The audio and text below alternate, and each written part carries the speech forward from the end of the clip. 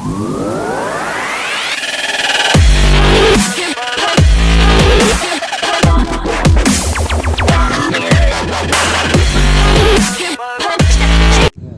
الفل. النهارده هنعمل تمرين الكتف كامله. سهله قوي، محتاج بس ضربتين، ولو ما عندكش دنابل ممكن تستعمل ازازتين ميه حتى مليانين، اي حاجه تخش الدنيا. الكتف عموما بيتكون من 3 اجزاء اساسيين: الكتف الخلفي الجزء ده، الكتف الجانبي الجزء ده، والكتف الامامي الجزء ده. هنعمل تمرين لكل جزء منهم. اول تمرين للكتف الخلفي المنظر ده هنغطي كده، بس الظهر لازم يبقى مفروض طبعا عشان ما يبقاش فيه اي تأثير سلبي على الظهر. وهنمسك بين الضرابل كده، هنوطي كده ونرفعه كده.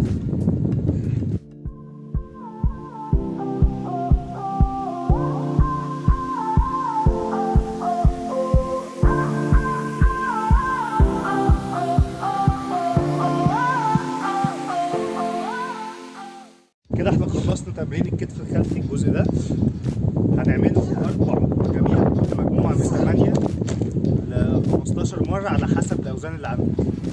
دلوقتي هنعمل تمرين الكتف الأمامي اللي محتاجينه برضو وزنين، أي وزنين يتمسكوا بالإيد كده، وكرسي. يلا بينا.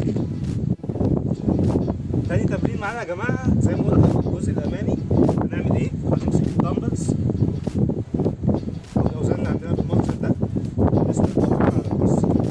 الكرسي عادي بس نتأكد إن هو هيستحمل. واطلع كده برضه من 8 ل 15 عدد.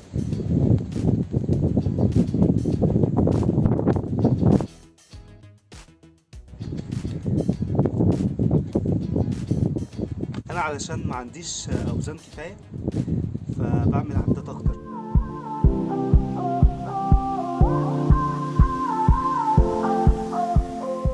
دلوقتي هنعمل آخر تمرين في الكتف، هيبقى للجزء الجانبي من الكتف. هنعمل إيه؟ هنقف نفرد ظهرنا كويس، نوطي قدام شوية عشان ده بيبقى وضع أسهل لمفصل الكتف، ونمسك الدمبلز كده ونطلع كده. أقف بالشكل ده أهو، وأوطي شوية وأطلع كده شوية.